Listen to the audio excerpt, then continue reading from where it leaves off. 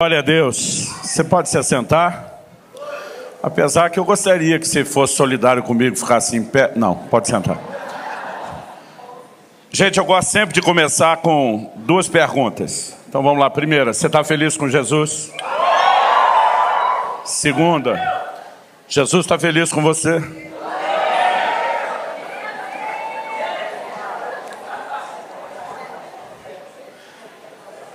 De vez em quando eu ouço um pensar em voz alta, tem esse outro lado, eu digo, tem esse outro lado. Bom, que alegria estar aqui com vocês hoje, poder servi-los do pão sagrado, da mesa do Senhor. E eu recebi a comissão de falar de um aspecto do que Jesus exerceu ao iniciar seu ministério, sua liderança, e daquilo que Ele espera de nós, que diz respeito ao jejum. Só achei estranho me pedirem para falar isso depois do almoço. Aí fica muito fácil. Mas antes de falar isso, eu gostaria de fazer um encorajamento tanto a você que está aqui presente, como a vocês que estão nos acompanhando pela internet. Eu vou tentar ser o mais breve possível aqui, mas nos últimos anos, nosso ministério de ensino ao corpo de Cristo, que é o orvalho.com, tem crescido bastante em todas as suas áreas de atuação, e a gente sempre trabalhou com uma estrutura física e de pessoal muito enxuta, né? Às vezes as pessoas, principalmente pastores, amigos, que iam conhecer nossa estrutura em Curitiba, diziam, só isso? Eu dizia, só isso. Eles diziam, vocês fazem todo esse barulho com só isso, só isso.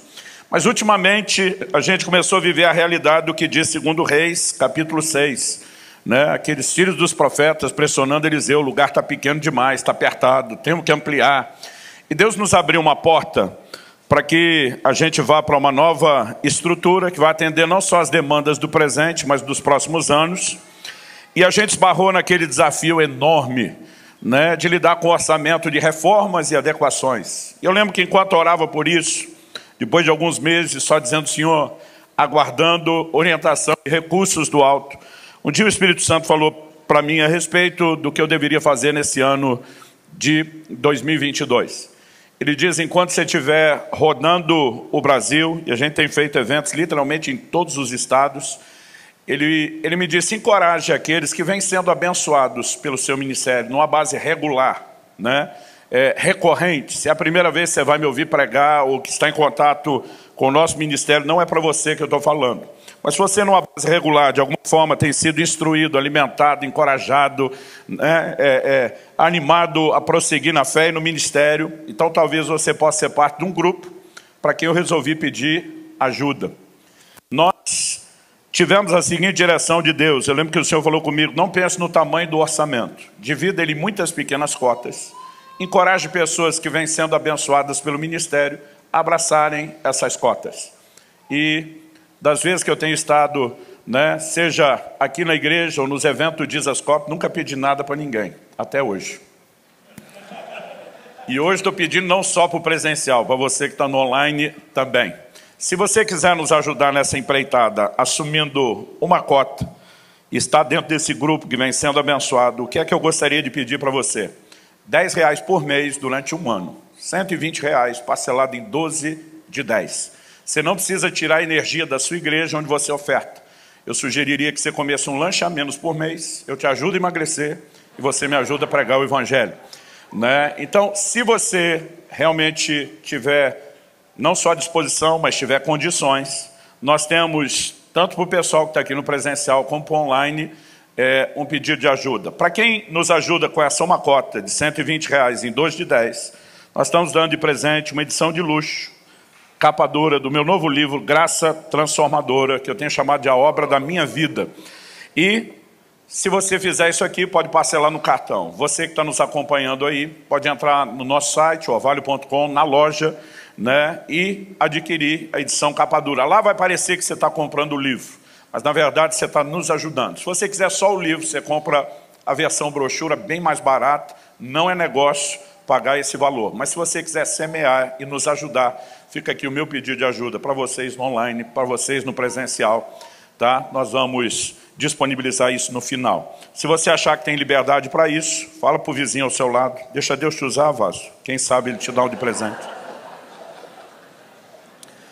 Abra sua Bíblia, por gentileza, no Evangelho de Lucas, no capítulo 5, e eu quero que você leia comigo do versículo 33 até o 38. Lucas 5, de 33 a 38. O texto sagrado diz: então eles disseram a Jesus: os discípulos de João frequentemente jejuam e fazem orações, e os discípulos dos fariseus fazem o mesmo, mas os seus discípulos comem e bebem. Jesus, porém, lhes disse: será que vocês podem fazer com que os convidados para o casamento jejuem enquanto o noivo está com eles? No entanto, virão dias em que o noivo lhes será tirado, e então naqueles dias eles vão jejuar. Se você puder, repita comigo: eles vão jejuar. 36, também lhes contou uma parábola: ninguém tira um pedaço de uma roupa nova para colocar sobre roupa velha, pois se o fizer, rasgará a roupa nova, e além disso, o remendo da roupa nova não combinará com a roupa velha. E ninguém põe vinho novo em odres velhos, porque se fizer isso, o vinho novo romperá os odres, o vinho se derramará e os odres se estragarão. Pelo contrário, o vinho novo deve ser posto em odres novos, e ninguém, tendo bebido o vinho velho, prefere o novo, porque diz: o velho é excelente, ou é melhor. Meu Deus, declaramos mais uma vez nossa confiança e dependência na ação do Teu Espírito, o Espírito da verdade. Pedimos que o Senhor ilumine os olhos do nosso entendimento, que o Senhor nos permita ter mais do que simplesmente um momento de arrazoar no nível intelectual, que a Tua palavra resplandeça, que ela fale e cale nos nossos corações, que ela cumpra, como o Senhor falou por boca de Isaías, o propósito pelo qual tem sido enviada. E nós oramos que, mais do que informação, haja uma liberação, uma provocação dos céus nas nossas vidas. E te pedimos que haja também, da parte de cada um de nós, a capacidade de ouvir aquilo que o Senhor tem a dizer. Em nome de Jesus. Amém. Bom, o Senhor Jesus é abordado por um grupo que evidentemente não está fazendo um elogio. Quando eles dizem os discípulos de João, aqui estão se referindo a João Batista, frequentemente jejuam, os dos fariseus também, né? Dos fariseus nós sabemos que era hábito deles. Jesus menciona a oração de um fariseu em Lucas 18, que ele jejuava 2 vezes por semana. A tradição diz que eles faziam isso às segundas e quintas-feiras. O fato dos discípulos de João serem mencionados primeiro faz com que alguns questionem, né, se eles não jejuavam ainda mais. Até porque, se você pensar em termos, né, em termos de presença do tempo que cada um deles tinha, os fariseus estavam lá há bem mais tempo que os discípulos de João, que era um movimento recente. Mas o fato é que tanto um grupo como o outro jejuava com frequência. Mas eles dizem para Jesus: mas os seus discípulos comem e bebem. Então certamente isso não era um elogio, era um ataque. É a mesma coisa que alguém se dirigir, né, a um pai e uma mãe e dizer: olha, os filhos de fulano são uma bênção, os de ciclano são comportadinhos, né, os de Beltrano são bem educados, mas os seus... Obviamente aquilo é um ataque não só ao comportamento dos filhos, mas uma insinuação de que os pais estão falhando no processo. Naquela cultura, criticar o comportamento de um discípulo ao seu mestre era criticar o próprio mestre. Era uma forma de dizer: você está falhando nisso.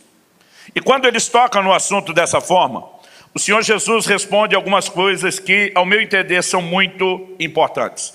E se houver um tema que eu possa dar essa mensagem, eu classificaria como a importância do jejum. Porque, na minha opinião, o Senhor não discute apenas o que, o assunto do jejum.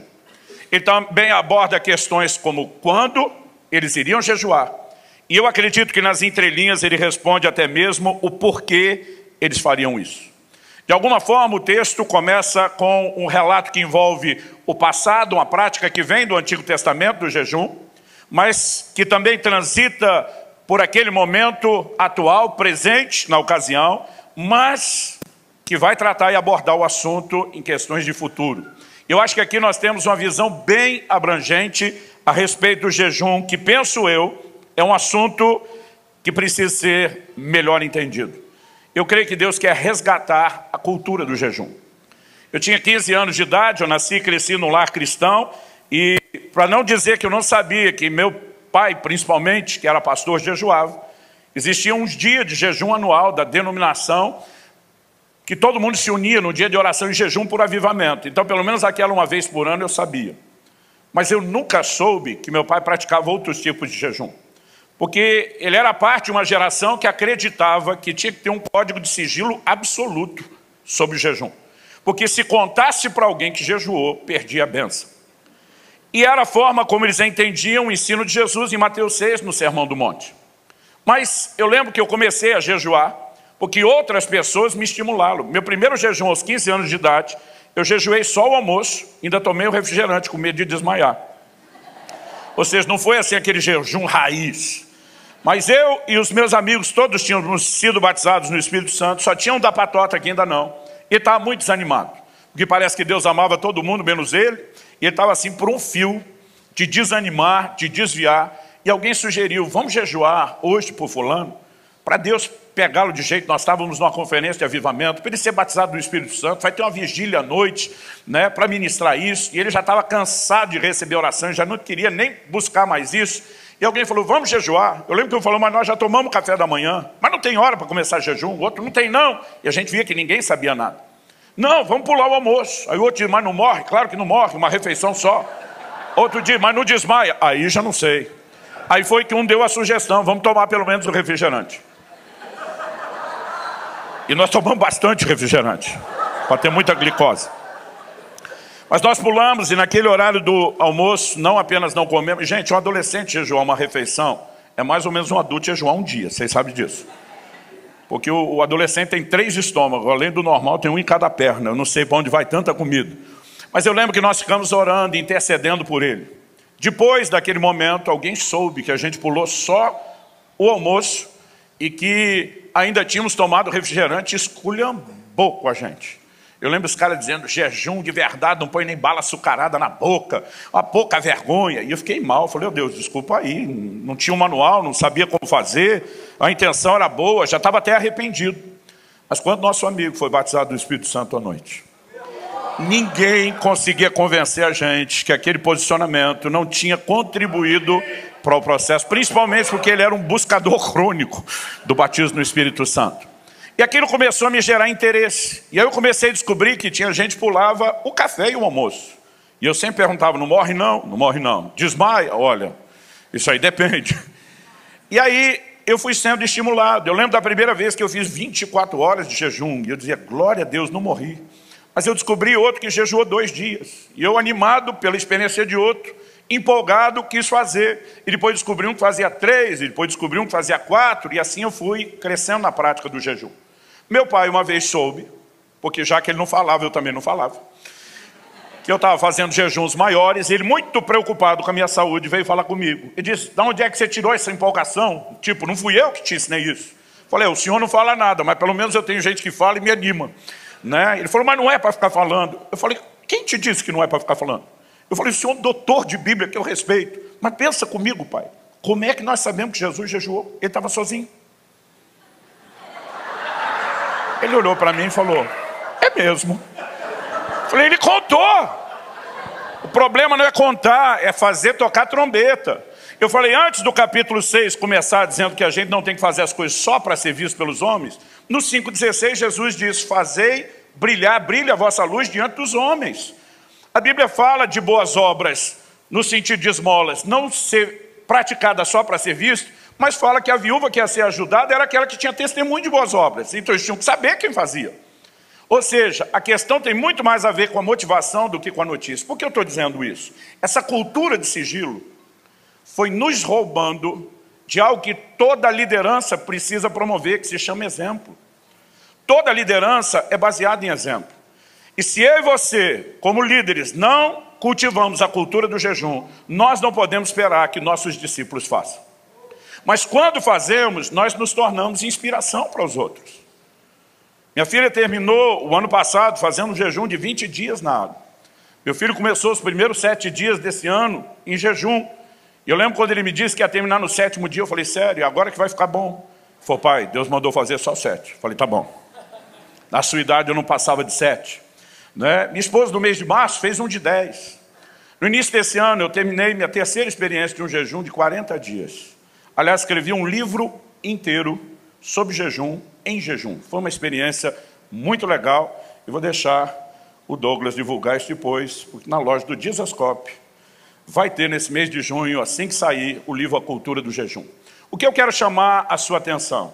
Eu tenho visto um ataque tão ferrenho ao jejum, mais do que as outras disciplinas espirituais. Nós temos um discurso de um grupo do que eu chamo dos pregadores pós-modernos da graça, que estão atacando as disciplinas espirituais como se fosse religiosidade. Apesar de em 2000 anos de história da igreja, você perceber que a vida daqueles que se destacaram, que marcaram sua geração, que escreveram história, tinham todos em comum a prática das disciplinas, isso vem sendo atacado como se fosse religiosidade. Porque de alguma forma o top hoje é ser carnal. E nós não podemos assistir isso, gente, de forma passiva. Nós precisamos entender, antes de mais nada, a doutrina bíblica. E eu não quero falar só sobre experiência. Mas de vez em quando eu vejo gente me questionando se o jejum é para hoje. Porque muitos acreditam que isso é uma prática do Antigo Testamento. Como se tudo o que tivesse no Antigo Testamento tivesse ficado lá. Outro dia eu falei para um, você não ora? Ele falou, oro. Eu falei, no Antigo Testamento eles também oravam. A gente não dá esmola? Sim, no Antigo Testamento eles também davam. A minha vontade era perguntar, você respira? Eles também respiravam. Porque, sabe, de alguma forma nós estamos equivocados no que diz respeito àquela lei de Moisés que tinha prazo de validade, com aquilo que diz respeito à nossa devoção para com Deus. Então, a pergunta a ser feita em primeiro lugar é, o jejum é para hoje?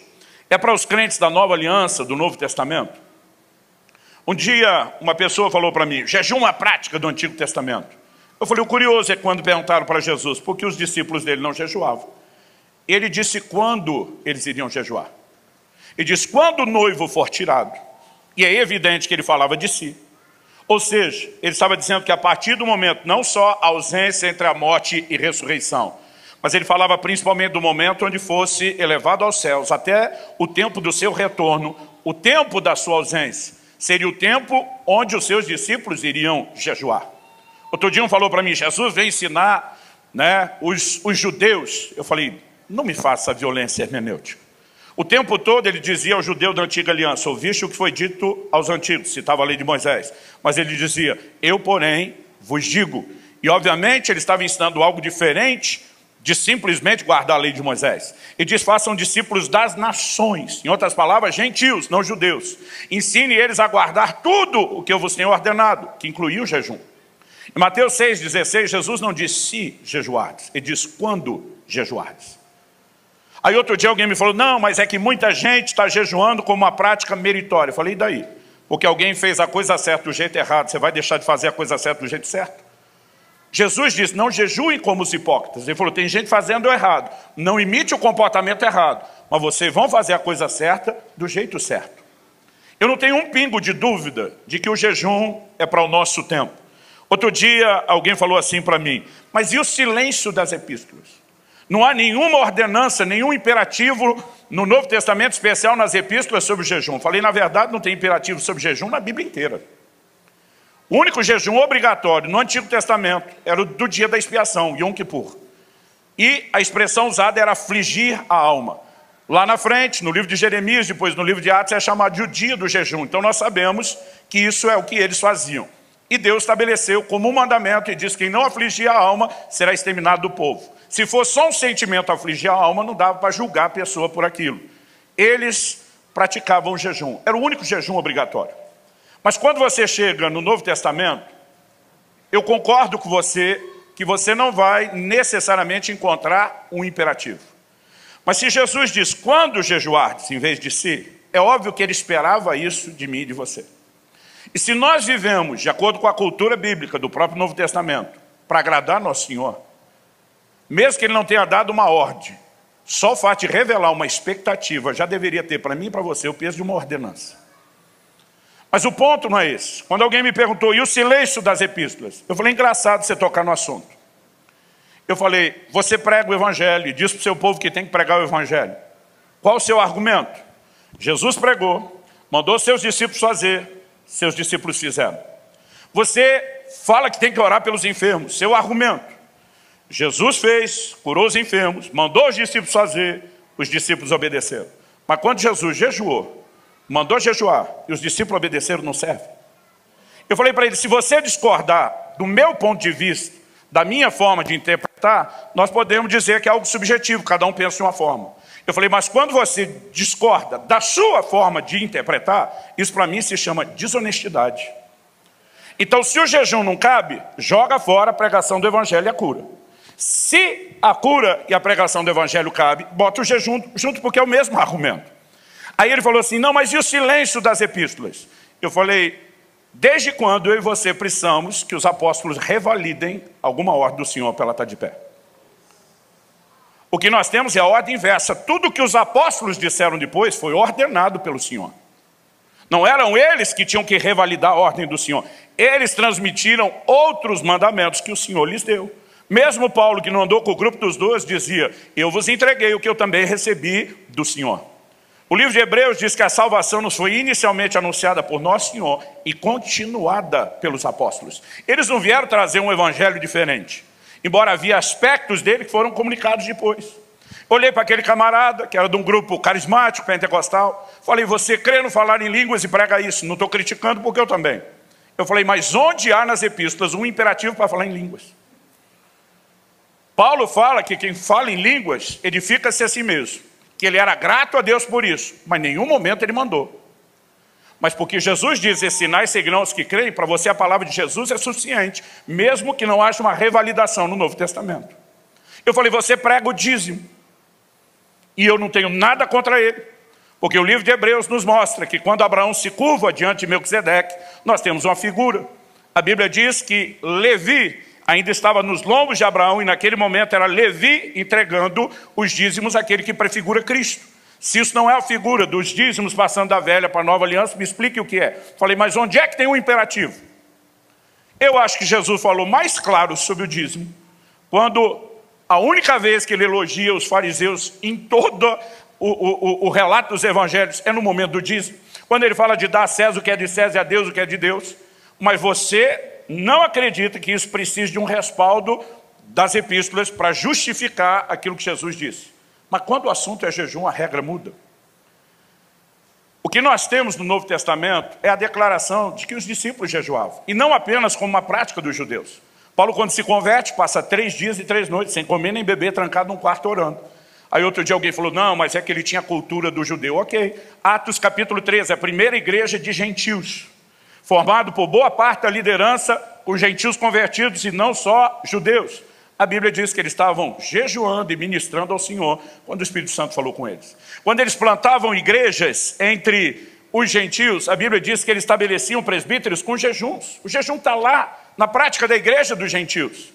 Mas aí Paulo diz assim, sede meus imitadores como eu sou de Cristo. Jesus jejuou, Paulo jejuou, nos mandou imitá-lo como ele imita Cristo, mas nós inventamos ter uma cláusula menos o jejum? De onde é que nós tiramos essa lógica? A verdade é que não existe absolutamente nada no Novo Testamento que sugira o não jejuar. O que nós temos é o contrário. É uma clareza a respeito do assunto de que ele deve ser praticado. Agora, o que honestamente Jesus não foi claro, e ninguém pode cobrar um do outro, porque sempre tem um fariseu querendo dar pitaco no jejum do outro, ele não determinou qual seria a periodicidade, de quanto em quanto tempo você tem que jejuar. Ele não determinou qual seria a duração do seu jejum. Na Bíblia você tem jejuns que duraram uma parte do dia, um dia inteiro, né? Você tem lá 3 dias, 7 dias, 14, 21, 40. Agora, em nenhum lugar existe uma exigência a respeito da maneira de fazer, seja a periodicidade, seja a duração ou o tipo. Nós temos pelo menos 3 tipos de jejum. No meu livro eu comunico um quarto. Para alguns esse quarto é uma das formas de praticar os 3. Eu destaquei ele só para efeito de estudo como uma quarta. O primeiro é quase que um consenso, há muito tempo se fala e se usa a mesma nomenclatura, é o jejum total, absoluto. Paulo, em Atos 9:9, durante 3 dias, não comeu e não bebeu. Jejum total. Esse foi o jejum que Esther convocou. Esse foi o jejum que o rei dos ninivitas convocou depois da pregação de Jonas. E normalmente na Bíblia você não acha um período desse tipo de jejum maior de 3 dias. Esse jejum, como diz a moçada, é o mais hard, é o mais punk de todos. É tenso. Porque você não lida só com a questão de além da fome a sede, mas a água ajuda muito no processo de desintoxicação, que aliviaria o sofrimento dos primeiros dias do jejum. E sem água, o processo fica mais pesado. é um jejum sofrido. Eu, honestamente, nunca fiz esse mais do que um dia. A Bíblia também fala do jejum que nós classificamos como normal. O que é o normal? A Bíblia diz em Lucas 4:2 que Jesus durante 40 dias não comeu e que no final dele teve fome. Não diz que ele não bebeu e nem que ele não teve sede. Aliás, deixa eu explicar a respeito de um jejum prolongado o que é essa fome que Jesus teve. Fome ali não é a vontade de comer que eu e você temos quando atrasamos ou pulamos uma refeição. Não é aquela sensação da baixa de glicose, né, que muda alguma coisa aí dentro da estrutura do seu corpo. Quando você não come, principalmente, né, o carboidrato, a fonte de glicose, seu corpo vai buscar energia no glicogênio armazenado ou nos músculos ou no fígado. Quando ele acaba, ele entra em cetose. Cetose é quando ele vai buscar energia na reserva de gordura. Então, se algum de vocês fez a dieta cetogênica, você sabe que você tem energia e quem está no jejum prolongado tem a mesma energia. Outro dia um falou, pastor, não pode ser a mesma, eu estou comendo. Falei, mas o que você está comendo não te dá energia. Sua energia na cetogênica vem de lá. E é a mesma energia que você tem para o jejum. Então, porque eu vou estimular alguns de vocês a jejuarem mais, eu quero te dizer que um jejum prolongado, você troca o alimento externo por um alimento interno. Ele assusta, mas não é tão complexo quanto parece. Depois eu falo mais sobre isso.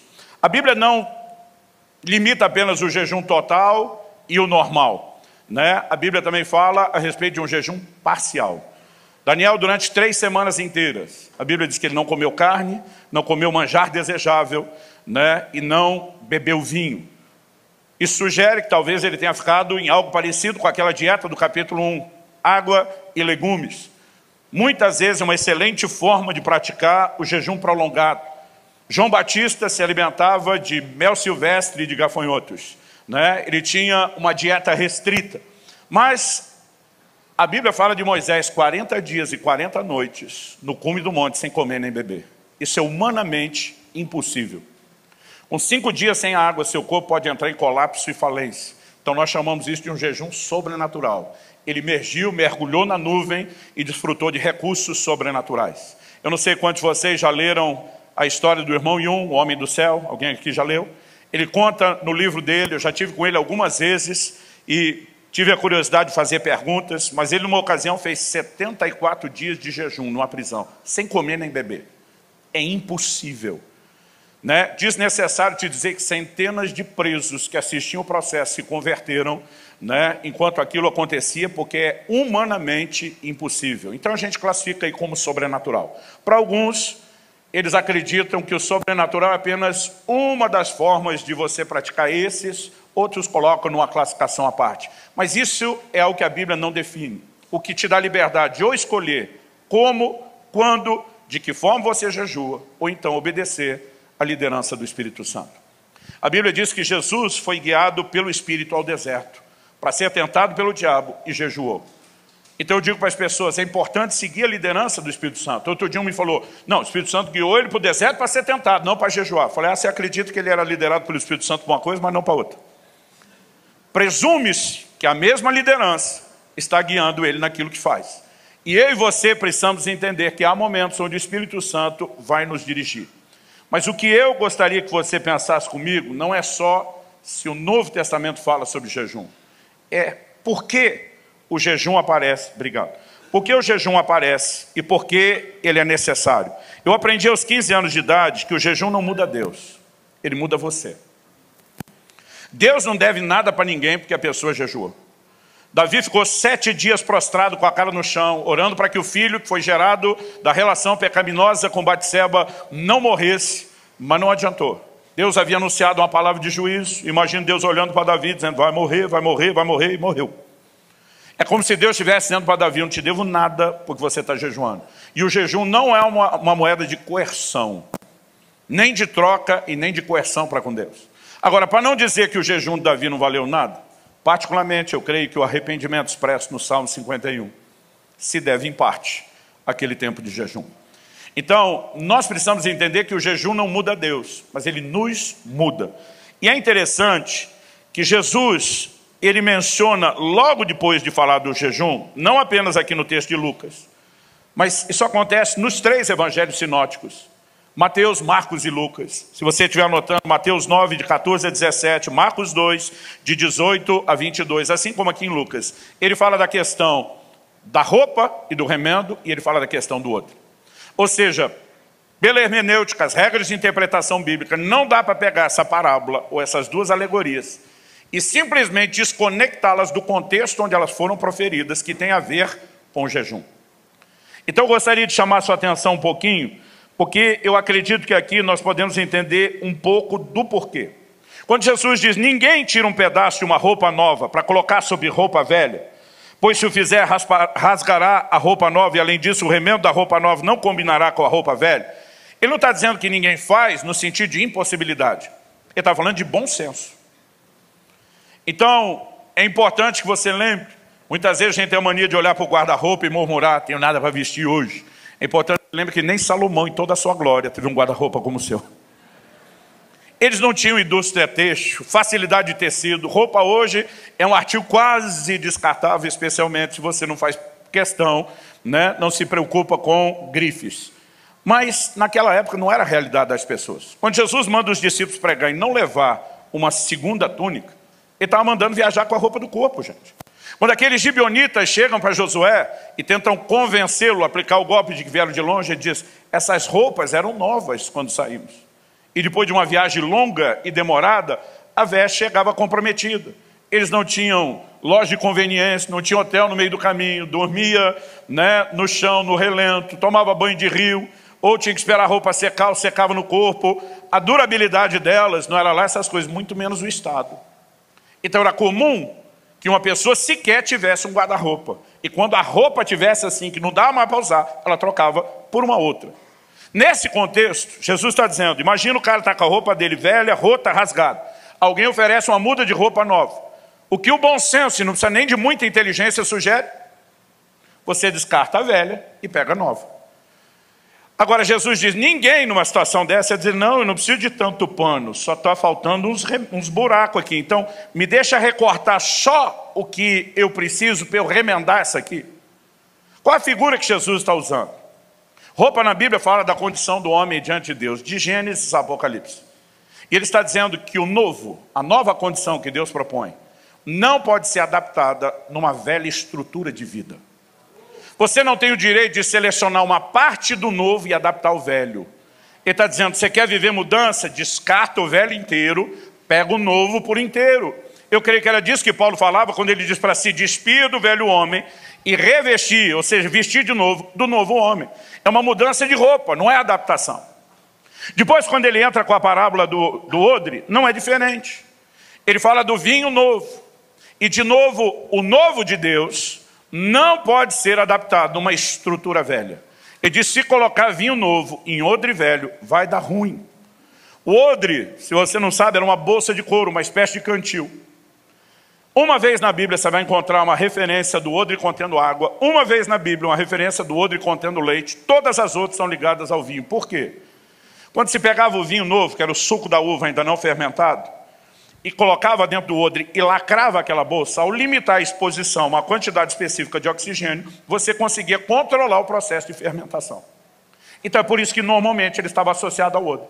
Água e leite poderia ser guardado em outros recipientes e não teria tanta diferença, mas o vinho para fermentar precisava disso. Agora Jesus disse, se colocar o vinho novo num odre velho, a hora que começar a fermentar e pegar pressão na bolsa, ele arrebenta. O que é que Jesus está dizendo? O novo de Deus não pode ser adaptado numa estrutura velha de vida. E quando você vê Paulo falando sobre despir do velho homem, revestir do novo, a ênfase de todo aquele contexto no capítulo 4, antes e depois, é comportamento. Não andeis como andam os gentios. Depois ele vai dizer, aquele que antes mentia, não minta mais, fala a verdade. O que antes roubava, não roube mais. Mudança de conduta e comportamento.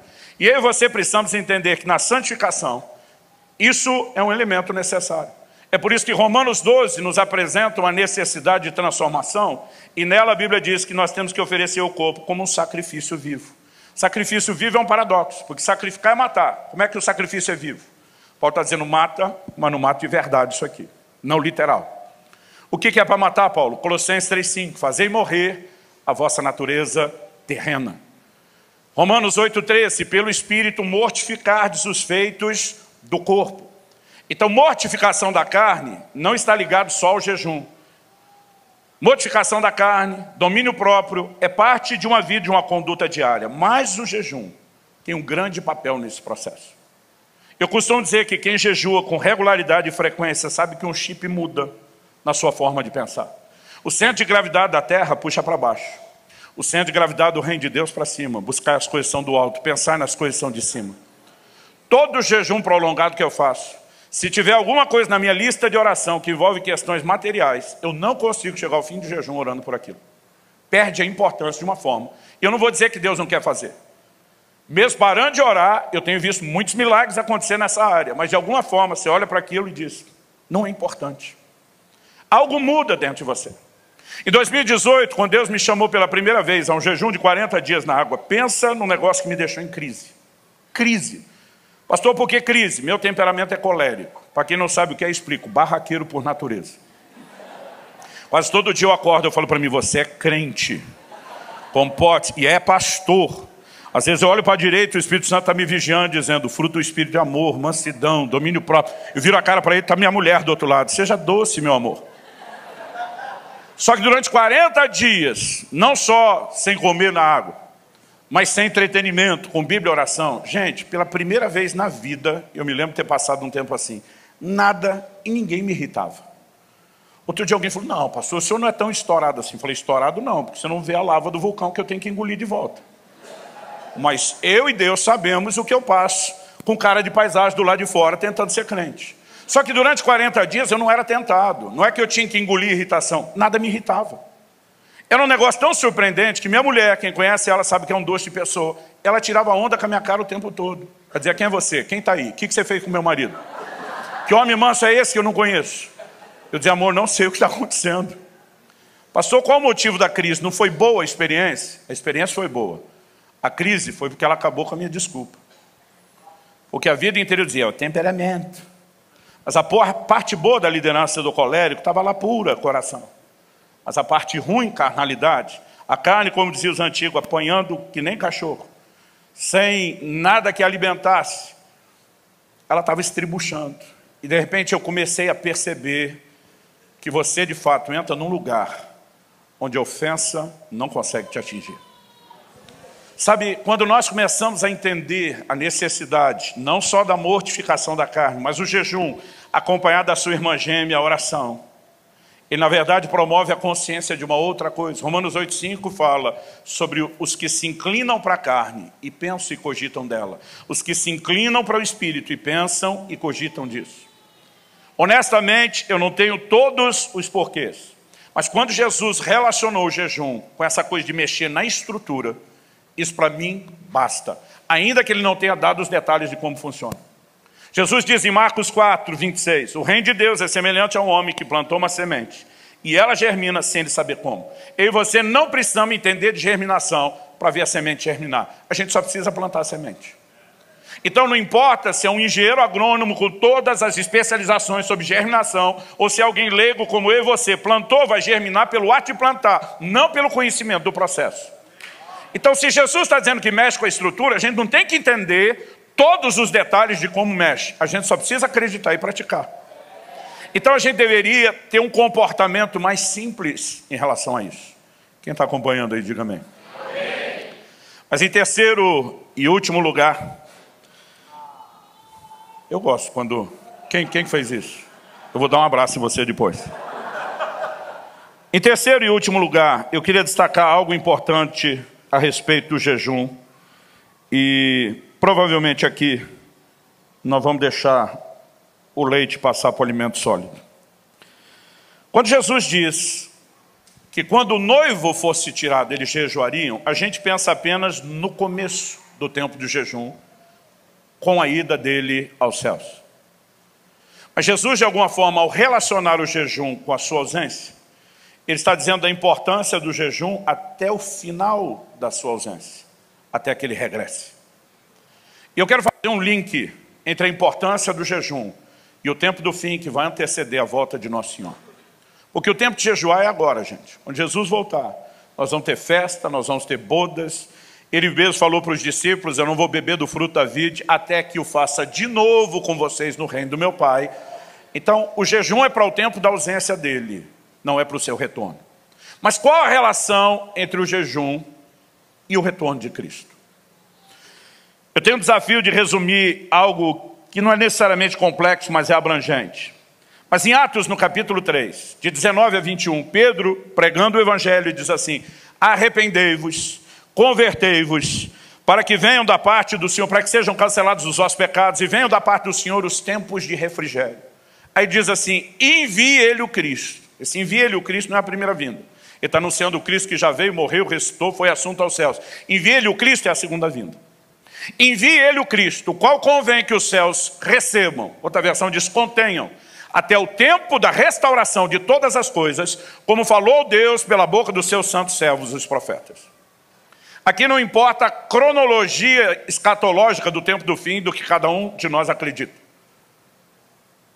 Se tem tribulação, se ele vem antes, no meio, depois, não importa. A Bíblia diz que os céus estão segurando ele, para que ele não volte sem que primeiro haja restauração, não apenas de todas as coisas, mas de todas as coisas que foram ditos pela boca dos seus servos, os profetas. Então, necessariamente, precisa anteceder a vinda de Cristo a restauração daquilo que foi dito pelos profetas.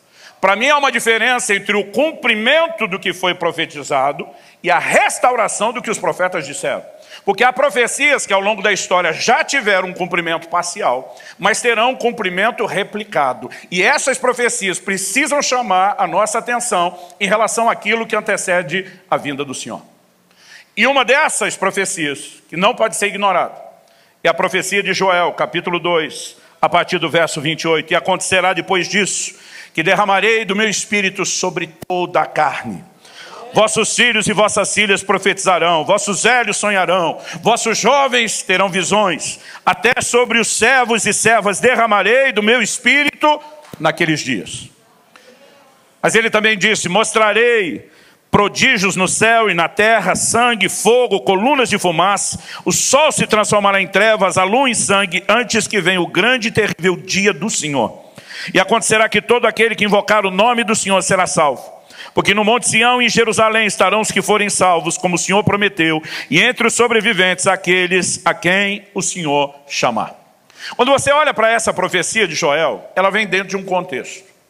Joel começou falando a respeito de outras coisas. Entre elas, uma restauração que Deus produziria no que dizia a respeito à fome, à crise financeira, à escassez de alimento. Ele diz: restituirei as chuvas, restituirei o que foi consumido pelo gafanhoto. E no meio disso tudo, ele anuncia o derramar do Espírito.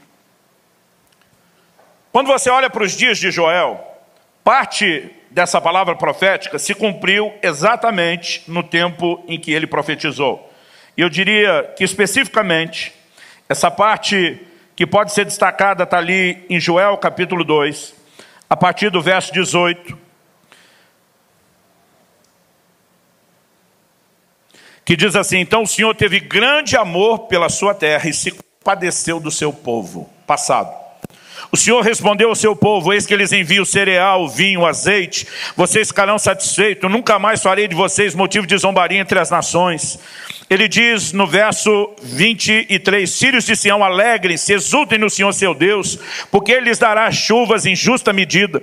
Fará descer, como no passado, as primeiras e as últimas chuvas. As eiras se encherão de trigo, os lagares transbordarão de vinho e de azeite. Restituirei os anos que foram consumidos pelo gafanhoto.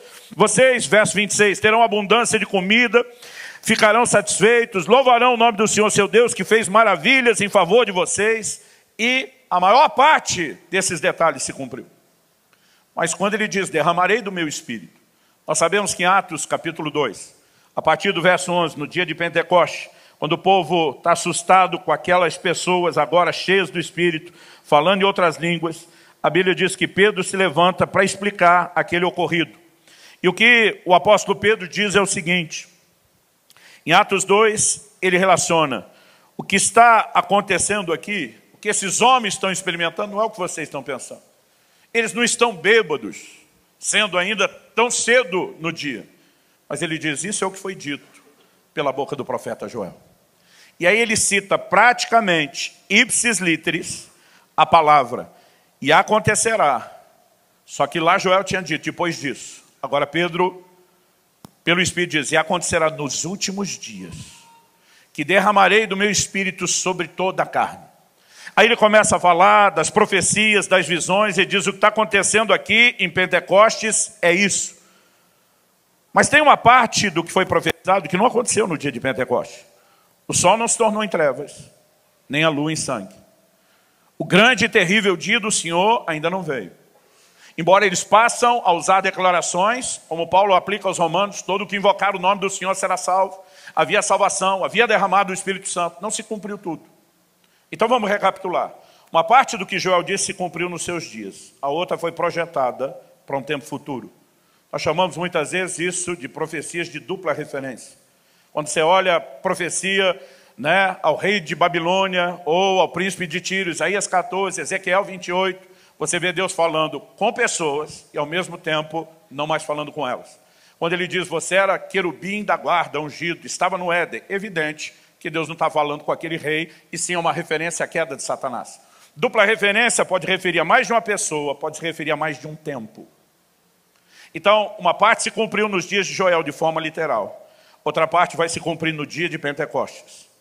Mas do que Pedro aplica, porque ele não fala aqui a respeito do gafanhoto, ele não falou daqueles outros aspectos, mas a parte que ele aplica tem detalhes que não aconteceu. Mas os céus estão contendo Jesus, até que haja restauração do que foi dito pelos profetas, inclusive Joel. Ou seja, aquilo que Joel disse que cumpriu nos seus dias, que teve um cumprimento posterior, ainda terá uma restauração, há um cumprimento final. E quando é que o sol vai se converter em trevas e a lua em sangue? O próprio Jesus diz em Mateus 24, 9, logo em seguida a tribulação daqueles dias, o sol escurecerá, a lua não dará sua claridade, as estrelas cairão do firmamento e os poderes dos céus serão abalados. Então aparecerá no céu o sinal do Filho do Homem, e todos os povos da terra se lamentarão e verão o Filho do Homem vindo sobre as nuvens do céu com poder e grande glória. Esse é o grande e terrível dia do Senhor. Apocalipse capítulo 6, de 12 a 14, João diz, vi quando o cordeiro quebrou o sexto selo. Houve um grande terremoto, o sol se tornou negro como pano de saco feito de crina. A lua ficou toda vermelha como sangue. As estrelas do céu caíram sobre a terra como a figueira deixa cair os seus cigos verdes quando sacudida por um vento forte. E o céu recolheu-se como um pergaminho quando se enrola. Esses sinais estão atrelados à vinda do Senhor, mas foram profetizados por Joel. Então o que Joel disse se cumpriu nos seus dias. Tem uma parte que se cumpre em Pentecostes e há uma restauração do que ele já falou, e assim como há o cumprimento do que ele disse e nunca houve. Essas coisas vão acontecer do lado de cá. Joel diz, acontecerá depois disso. Então a profecia que se cumpriu nos seus dias requeria deles uma ação primeiro. Aquela ação era o caminho necessário para pavimentar a intervenção que Deus traria. Então vamos começar pelos dias de Joel, antes de falar de Pentecostes e antes de falar do fim. O que é que Joel diz seria necessário? Quando você volta no versículo 12 de Joel 2, ele diz, ainda assim, agora mesmo, diz o Senhor, convertam-se a mim de todo o coração, com jejuns, com choro e com pranto. Rasguem o coração e não as suas roupas. Convertam-se ao Senhor seu Deus, porque Ele é bondoso e compassivo, tardio em irar-se, grande misericórdia, muda de ideia quanto ao mal que havia anunciado. Quem sabe se Ele não se voltará, mudará de ideia e ao passar deixa uma bênção, para que vocês possam trazer ofertas de cereais e libações ao Senhor seu Deus. Toquem a trombeta em Sião, proclamem um santo jejum. Convoquem uma reunião solene, reúnam o povo, santifiquem a congregação, congreguem os anciãos, reúnam as crianças e os que mamam no peito, que o noivo saia do seu quarto, a noiva dos seus aposentos, que os sacerdotes, ministros do Senhor, chorem entre o pórtico e o altar e orem, poupa o teu povo, ó Senhor, e não faças da tua herança um objeto de deboche e zombaria entre as nações, porque hão de dizer entre os povos, onde está o Deus deles? E é depois disso que no verso 18 a Bíblia diz, então o Senhor se compadeceu do seu povo. E Joel disse, e acontecerá depois disso o quê? Arrependimento, santificação, consagração com jejuns. Vai virar o jogo. Isso foi o elemento necessário para produzir o cumprimento inicial. Quando uma nova estação está chegando, João Batista aparece com um estilo de vida jejuado e os seus discípulos jejuando com frequência. Jesus, antes de iniciar o seu ministério, 40 dias de jejum. E ele começa a preparar os seus discípulos, dizendo, vocês não estão no meu nível no de João agora, mas assim que eu for tirado, porque tem uma promessa a se cumprir, vocês vão ter que jejuar, porque o jejum é um requisito. E aí quando vem Pentecostes, você encontra uma igreja que está jejuando e uma cultura de jejum que vem sendo praticada. A minha pergunta a você é, se isso foi necessário nos 2 momentos de cumprimento da profecia, o que nos faz acreditar que no terceiro não será? Deixa eu trazer um último argumento. Eu sei que eu estou atropelando, mas eu quero deixar a ideia principal, mesmo que não tiver tempo para todos os detalhes. Em Joel 2:23, o Senhor diz, eu vou lhes dar as chuvas em justa medida. O que é justa medida? Havia o ciclo natural das chuvas, de acordo com o Criador, aquilo que o Criador planejou e que a terra necessita. Esse ciclo estava desregulado, essa era a razão da fome que eles estavam passando. Mas Deus diz, para resolver o resto, a abundância que vem, o ciclo de chuva tem que ser arrumado primeiro. Então Deus diz, eu vou fazer descer as primeiras e as últimas chuvas. Ou dependendo da versão, a temporã e a serôdia. O que eram essas chuvas? A chuva temporã, as primeiras, elas amoleciam, preparavam o solo para ser arado e receber a semente. Depois da semeadura, havia um período sem chuva. Até quando estava se aproximando o momento da colheita, vinham as últimas chuvas, que eram sempre mais intensas e abundantes que as primeiras. Porque elas iam acelerar a maturação, iriam potencializar uma grande colheita. Então Deus está dizendo, para que haja grande colheita, não pode ter só as primeiras, tem que ter as últimas chuvas, depois do intervalo sem chuva. Com isso em mente, eu quero que você olhe o que Tiago declara no capítulo 5, nos versos 7 e 8. Portanto, irmãos, sejam pacientes até a vinda do Senhor. Por que Tiago pediu paciência? Porque desde a primeira geração, os crentes foram ensinados a viver na iminência do retorno do Senhor. Outro dia eu vi uma pessoa falando, não creio que Jesus volte na nossa geração. Falei, se você não crê, o problema é seu. Desde a primeira, ele mandou cada geração esperar que volte na sua. Da onde é que você tirou o direito de decidir que não é na sua? Desde a primeira ele mandou esperar que fosse. Porque ele queria que nós vivêssemos em estado de alerta e prontidão. Não é de desistência. Outro dia alguém falou, vocês estão esperando a vinda de Jesus, estão desistindo. Eu falei, ué, você não prega para os outros, está pronto para morrer? Então você desistiu de viver? O fato de estar pronto para morrer é porque a gente não sabe quando vai acontecer. E não porque a gente não quer viver. O fato de estar pronto para a vinda do Senhor, não é porque nós não queremos continuar aqui. É porque nós não sabemos quando ele volta. Então tem que viver pronto. Quem está entendendo? Agora, o texto diz o seguinte, sejam pacientes, porque eles viveram extremos. 2 Tessalonicenses, Paulo está corrigindo alguns, quem não trabalha não come. Porque esse povo estava, Jesus está voltando mesmo, não vai fazer mais nada. Desistiram de tudo. Eu na adolescência ficava pensando, não vai dar para casar, não vai dar para fazer nada. Jesus está voltando, gente, vocês não têm noção, quando eu era adolescente, essa mensagem da vinda do Senhor era mais forte que hoje. E a gente estava assim, quase desistindo de tudo. Mas depois de um tempo que as coisas foram passando, Pedro escreve, e ele já começa a dizer, ei, alguns estão zombando da promessa da sua vinda, dizendo que tudo está igual no começo, não aconteceu. Então agora já havia o outro extremo, que era o desânimo. Quando Tiago está dizendo, sejam pacientes, ele está gerenciando essas questões. Aí ele vai dar um exemplo de paciência. E ele diz assim, eis que o lavrador aguarda com paciência o precioso fruto da terra, até receber as primeiras e as últimas chuvas. Sejam também vocês pacientes e fortaleçam seu coração, pois a vinda do Senhor está próxima. Primeiro ele dá um exemplo para dizer qual a paciência que nós devemos ter, a mesma do lavrador. O lavrador não pode esperar só a primeira e depois tentar colher o fruto antes da hora certa. Ele tem que esperar com paciência as últimas chuvas. E de vocês também tem que ser pacientes. Mas para mim ele não deu só um exemplo para a nossa paciência. Na minha forma de entender as Escrituras, ele nos deu uma alegoria profética. O Senhor Jesus está guardando o precioso fruto da terra. E ele não pode voltar antes das últimas chuvas. Ele tem que aguardar até que venham. Porque elas vão potencializar a maior colheita de todos os tempos da história. Para mim essa lógica está clara em 2 de Pedro 3,9. Pedro diz, o Senhor não retarda a sua promessa, ainda que alguns a julguem demorada. Pelo contrário, Ele é paciente com vocês, não querendo que ninguém pereça, mas que todos cheguem ao arrependimento. O único motivo da paciência dele é, eu quero a maior colheita possível, e eu preciso ser paciente, porque o que vai gerar a maior colheita? As últimas chuvas. Agora olha para a história da igreja. Ela começa com as chuvas do Espírito, o Evangelho foi semeado em todo o mundo, mas de alguma forma, a partir do segundo século, nós vemos as manifestações do Espírito começarem a minguar e se tornar raras. A ponto de doutrinas como cessacionistas se desenvolverem para tentar justificar a falta da experiência. Mas depois de muito tempo de seca, e eu e você nascemos num tempo privilegiado e a gente não percebe a diferença do que é do século XIX para o XX, o que a igreja passou a viver. Na virada do século XIX para o XX, vem um movimento pentecostal que espalhou sobre a terra que nem fogo em capim seco. E Deus começou a restaurar manifestações que nós tínhamos lá no início, estavam faltando. Isso aqui começa a se caracterizar como um movimento de restauração dessas chuvas que foram dadas no início.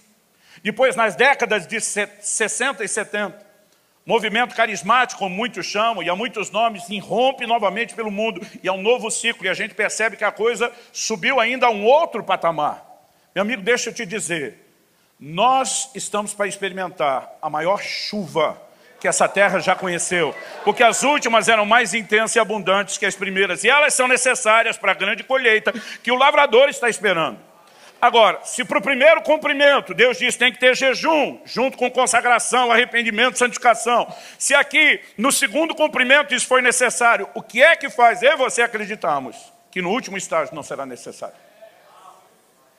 Ao longo de toda a história e na Bíblia, o caminho do avivamento é pavimentado com santificação.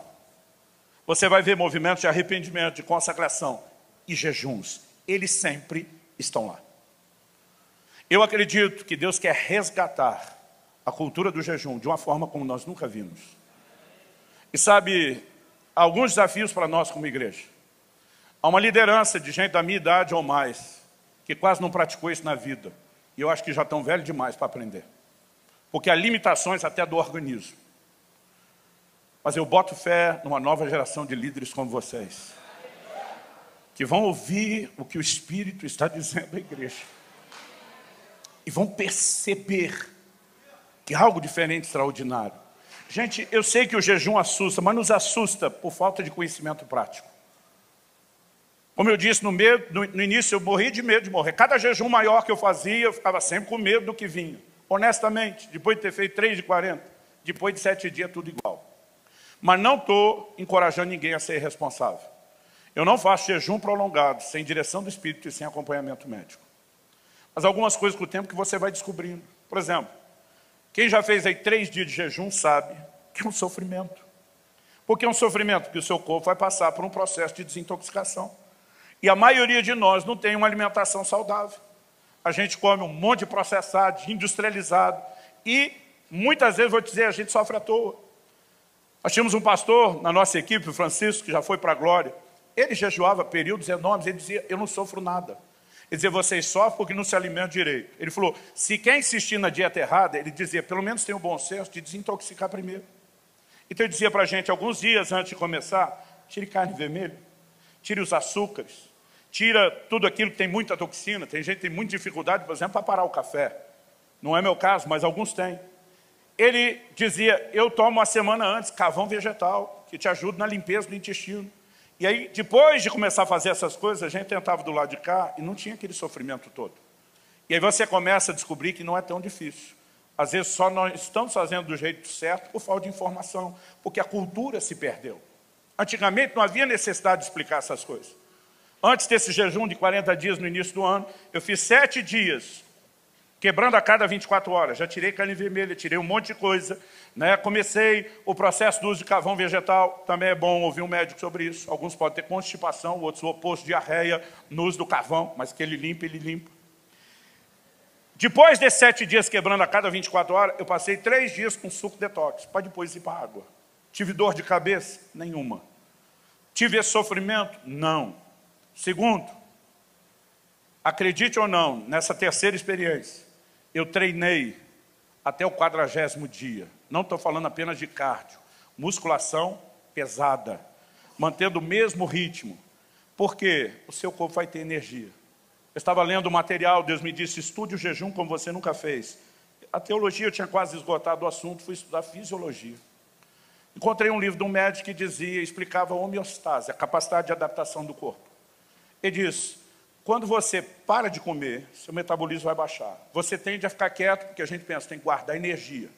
Ele diz, com tudo isso, o metabolismo baixou tanto, e o seu organismo inteligente quer que a energia dure, ele vai dosar a energia. É por isso que, às vezes, alguém levanta rápido e tem tontura. Minha esposa, agora em março, estava no 6º dia do jejum, ela estava tão bem que esqueceu que estava jejuando. Estava deitado no sofá, levantou correndo, acordou no chão, desmaiou. Porque o corpo requeriu um nível de energia que a dosagem estava menor, não correspondeu. Mas ele falou, se você se exercitar, você vai fazer o corpo entender que está precisando. E se fizer isso todo dia, ele vai jogar o jogo. Foi a primeira vez que eu não tive tontura no jejum. Eu tinha ânimo, tinha disposição. Tinha domingo de eu pregar 4 cultos. No meio de 2 de manhã e o da tarde da noite. 2 horas, 2 horas e meia de treino. Você começa com o tempo a descobrir que não é tão complicado assim. Mas não comece. Eu sei quando a gente fala, principalmente para a moçada, eles são 8.800, não é nem 8.80. Não comece fazendo loucura. Vá dando um passo de cada vez. Vá conhecendo os limites do seu corpo. Vá fazendo os testes. Mas eu quero te encorajar. Virá um tempo onde Deus vai resgatar a cultura do jejum. E nós vamos viver coisas extraordinárias. Você recebe essa palavra em nome de Jesus? É melhor entregar o microfone antes que me tomem. Podemos orar? Quando fala assim, se não deixar, fica ruim para o organizador, né?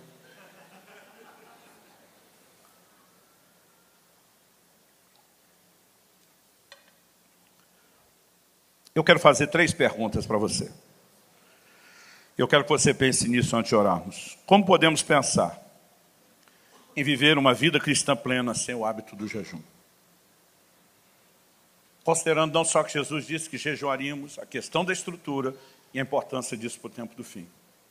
Como podemos pensar em agradar a Cristo sem a prática do jejum? Quando Ele sinalizou esperar isso de nós. E como podemos pensar em nos preparar para a vinda do Senhor sem a cultura do jejum? Pastor, o senhor está dizendo que Jesus não volta se a gente jejuar? Não. Ele não volta antes das últimas chuvas. E elas parecem não vir se a gente não jejuar. Então entenda como você quiser. Quando a Bíblia fala sobre apressar o dia da vinda de Deus, eu particularmente acredito que nós temos uma responsabilidade de corresponder com Deus. E é um grito do coração de Deus para que uma geração se volte para Ele. Nós temos valorizado demais o entretenimento. Leonardo Ravenhill dizia que o entretenimento tem se tornado o substituto diabólico da verdadeira alegria. Porque embora não seja necessariamente uma coisa ilícita, nós começamos a valorizar tanto os prazeres naturais, que nós perdemos a sensibilidade para uma outra dimensão de prazeres. Não estou dizendo da gente ir para o extremo, de virar monge, se isolar, não é isso, gente. Mas de alguma forma, ao fugir do extremo do que alguns fizeram, nós fomos para o outro lado. Quando Paulo fala aos casados que o único motivo que justifica uma pausa na intimidade, no deleite do casal, que de acordo com a Bíblia deve viver em avivamento, ele diz, é para se dedicar à oração. Sabe o que Deus está tentando dizer? Isso aqui é uma bênção que eu dei para vocês, é para vocês fazerem festa e se alegrar. Mas se vocês viverem só nisso aqui, vocês nunca vão se tornar conscientes de um outro nível de deleite, que é mais nobre, é mais profundo, é mais sublime do que aquele. Agora, quando eu e você começamos a abrir mão dos deleites e começamos a entrar nesse lugar de silenciar a carne e a alma, porque o jejum aflige a alma, a consciência do espírito e das coisas espirituais é algo extraordinário. Os médicos dizem que a irrigação sanguínea que não desce para o estômago na digestão vai para a cabeça. No jejum você fica criativo, às vezes tem até insônia. Mas há uma diferença enorme entre você estar criativo. Todo jejum eu escrevo livro. Há uma diferença enorme entre estar criativo e a percepção de revelação da palavra que você tem. Isso aqui, o ímpio que jejua pode estar criativo, mas revelação ele não tem. Algo maior para mim e para você. Meu Deus, nós te suplicamos graça. Abre o nosso entendimento. Abre os nossos olhos. Ajuda-nos a entrar numa nova percepção da importância do jejum. Eu sei, ó Deus, que cada um tem a liberdade de decidir como se conduzirá nisso. Mas eu oro que eles também desenvolvam a sensibilidade para aquilo que o teu Espírito deseja lhes orientar e lhes guiar em relação a esse assunto.